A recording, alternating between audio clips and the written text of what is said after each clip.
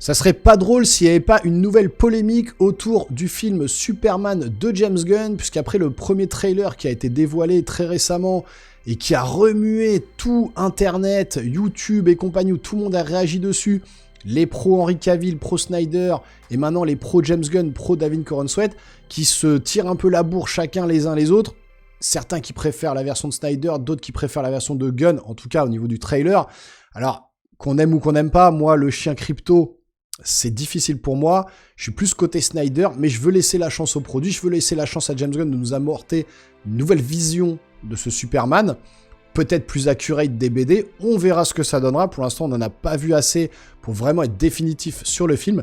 Mais une nouvelle polémique enfle, puisqu'un TV spot a été présenté, où on voit cette fois-ci Superman voler non pas de dos, mais arriver face à la caméra. Et effectivement, les gens se sont insurgés immédiatement sur le net. Vous savez, ça enfle très rapidement maintenant. La moindre petite image est décortiquée. On n'a plus le temps de faire quoi que ce soit, de souffler, que tout de suite, bam, ça déboule sur le net. Et effectivement, les gens se sont dit, non mais c'est du deepfake, c'est n'importe quoi, on se moque de nous, c'est mal fait. On voit tout de suite les petites incohérences sur l'image.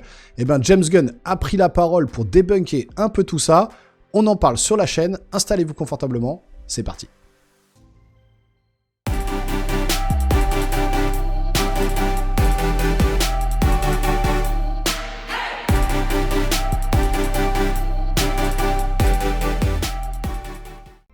Alors, James Gunn défend les images de Superman contre les allégations de CGI facial, dont le deepfake, dans la récente bande-annonce télévisée. La fameuse image qui fait polémique, c'est celle-ci. On va voir la courte séquence juste après. Mais c'est ça, c'est cette image où on voit Superman voler de face, avec ce visage où on voit un œil qui a l'air d'être complètement décalé par rapport à l'autre. Ça n'a pas l'air d'être la même chose.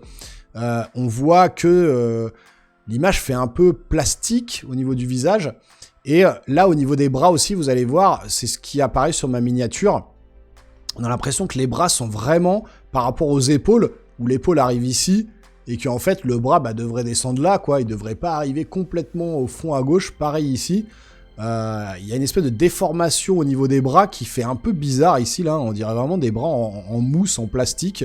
Alors, James Gunn s'est défendu à expliquer pourquoi, et vous allez voir l'explication. La dernière bande-annonce du spot télévisé de Superman de James Gunn a suscité une controverse inattendue à propos du plan final du héros éponyme interprété par David Corenswet, s'élevant dans le ciel arctique. Certains téléspectateurs ont spéculé que des images de synthèse avaient été utilisées sur le visage de Corenswet, ce qui a fait des comparaisons avec les erreurs passées de DC, comme la célèbre débâcle de la moustache d'Henry Cavill dans Justice League. Rappelez-vous cette fameuse moustache qu'il avait pour le film avec Mission Impossible avec Tom Cruise, et ils ont dû faire des reshoots, et ils ont, plutôt que de lui demander de se raser, il pouvait pas se raser la moustache, ils l'avaient modifié en deepfake avec des effets spéciaux, ça se voyait, c'était dégueulasse, et donc ça avait fait un tollé aussi à l'époque. Et là, ils remettent le couvert en disant, mais c'est n'importe quoi, de refaire du deepfake sur le visage comme ça de David Corenswet. Alors en fait, c'est vrai qu'on connaît presque pas ce visage qu'on voyait dans le trailer. C'est vrai que c'est un peu bizarre, j'avoue. Maintenant, voilà, c'est une polémique légère, mais je trouve que c'était important quand même de revenir dessus, puisque James Gunn a pris la parole. Cependant, Gunn n'a pas tardé à mettre fin aux rumeurs, rétablissant ainsi la vérité sur l'authenticité de la scène. Alors regardez, je vais vous montrer un petit peu cette fameuse scène, qui est très courte, vous allez voir. C'est celle-ci, hop. Voilà, très rapide, vous avez vu, c'est hop, et on voit le visage. Et là, on le voit, alors je vais couper le son pour le coup, je vais essayer de vous faire une pause au moment où on le voit bien, là. Hop.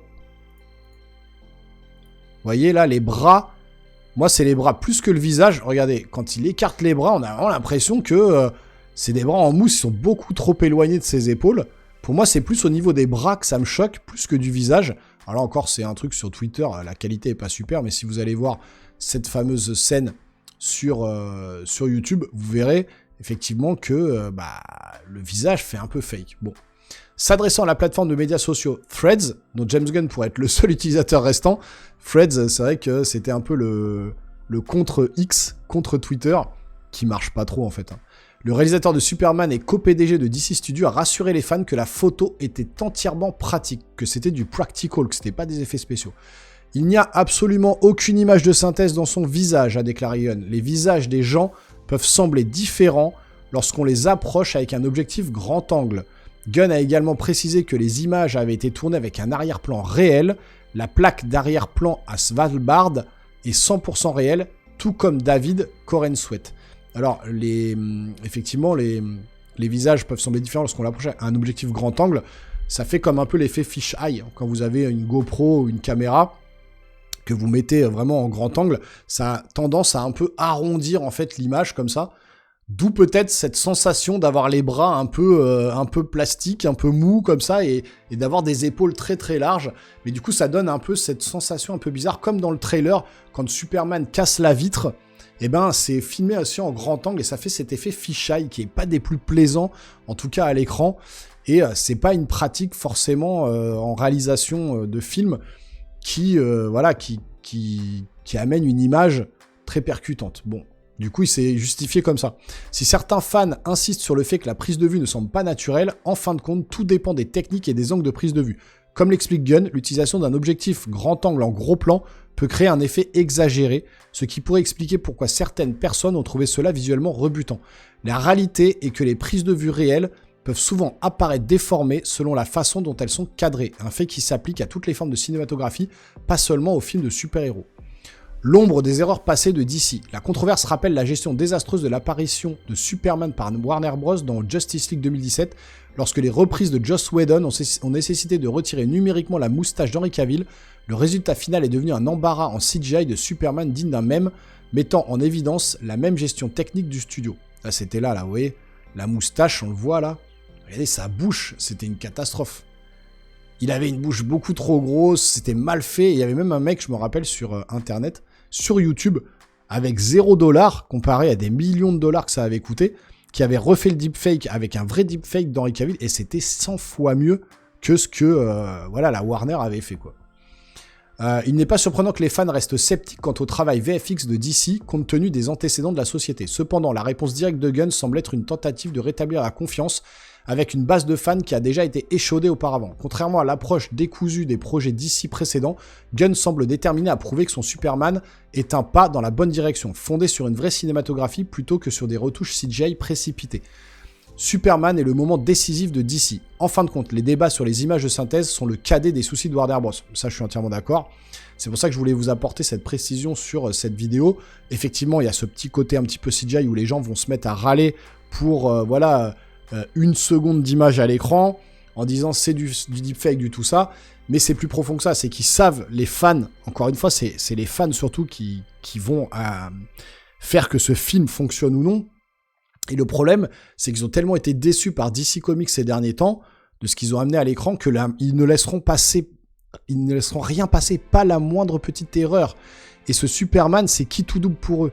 Soit ils relancent complètement l'univers DC et l'univers des super-héros chez DC Comics, pour le cinéma, soit ils se plantent et c'est terminé. Il n'y aura pas d'autres films, c'est sûr et certain. Donc ça, c'est la dernière cartouche qu'ils sont en train de tirer. Ils doivent pas se planter et ils doivent affiner leur bébé dans les moindres détails, jusque dans justement ces séquences où on le voit voler, où on voit son visage. Il faut pas que ça soit du deepfake, il faut pas qu'il trompe les fans, il faut pas qu'il raconte n'importe quoi, il faut que ce soit du parfait, il faut que ce soit du perfect. Si c'est pas du perfect, le studio DC de James Gunn va se casser la gueule. Superman n'est pas un simple film de bande dessinée, c'est le tremplin pour le reboot de l'univers DC de Gunn, c'est ce que je vous disais.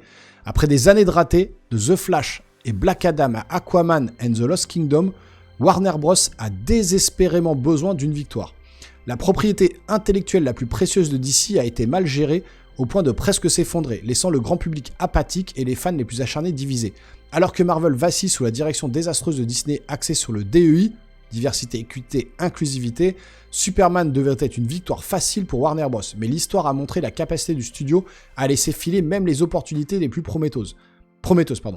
Certains voient déjà des signaux d'alarme, comme l'implication de Tom King, auteur de bande dessinée controversée, qui est un signe inquiétant. Si Gunn se tourne trop vite vers la politique identitaire, il risque de répéter les erreurs de Marvel, aliénant un public de super-héros qui a soif de récits de qualité, plutôt que de messages forcés. On y revient toujours.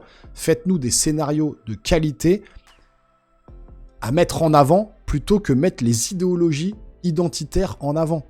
Que ce soit les identités transgenres, les minorités, la couleur de la peau, les trucs comme ça. Il faut, voilà, faire un scénario de qualité et du divertissement au cinéma qui va vous embarquer comme tous les anciens films Superman, comme tous les anciens films de Marvel, jusqu'à Endgame. Et là, ils tirent leur dernière cartouche. Alors c'est ce que je vous dis, entre ce visage qu'on voit ici, assez carré, etc., visage un petit peu sombre, et cette photo, on n'a pas l'impression que c'est le même mec, quoi. Alors là, il sourit, il est plus content, il a le vent dans les cheveux, etc. Mais on n'a pas l'impression que c'est le même mec. Je sais pas ce que vous en pensez, mais entre cette photo-là et celle-ci, voilà, c'est ça qui fait un petit peu sur la toile, qui fait un petit peu réagir. Warner Bros. A une occasion en or de reprendre sa place dans le genre des super-héros. La question est, sauront-ils la saisir ou Superman sera-t-il un nouveau chapitre dans la longue histoire d'échecs auto-infligés de DC?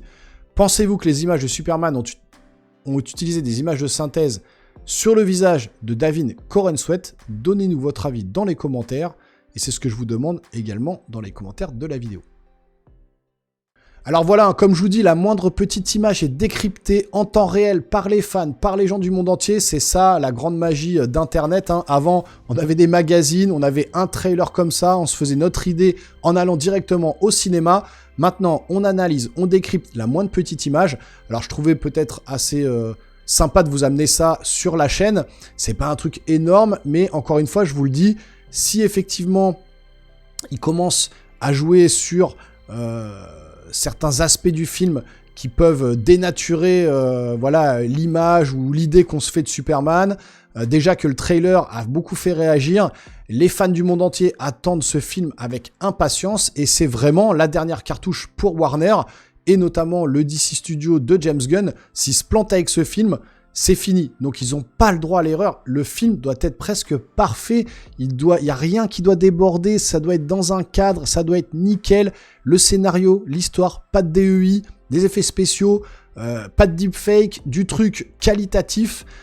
Et ça, ils le savent très bien et ils ont tout ça en main et il faut pas qu'ils se foirent.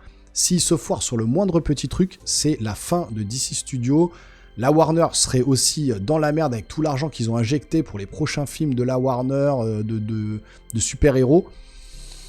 Donc attention James Gunn, on t'attend au tournant. Là, je crie pas, moi, au scandale, en mode « Ah, c'est pas possible, c'est l'effet ». Mais c'est vrai qu'on voit les bras, les trucs. Alors j'entends son côté fish-eye, grand angle, voilà, qui peut permettre une déformation un peu bizarre. Mais même cette idée de prendre justement du grand angle, bah, c'est un peu chelou, je trouve. Ça donne pas ce côté cinématographique au cinéma. Ça donne plutôt le côté que vous êtes en vacances et que vous-même vous filmez en grand angle avec votre GoPro. C'est pas une réalisation qui me plaît forcément. Voilà, maintenant, on ne jugera pas sur un TV spot et un trailer. On attendra de voir le film dans sa globalité au mois de juillet. Je serai bien sûr là pour vous amener la critique du film. Donc restez bien connectés. Si la vidéo vous a plu, n'hésitez pas à vous abonner à la chaîne, à activer la petite cloche et lâcher un gros pouce en l'air. N'hésitez pas à bombarder dans les commentaires. Et nous, on se retrouve très rapidement sur une prochaine vidéo. Portez-vous bien les geeks. Ciao, ciao.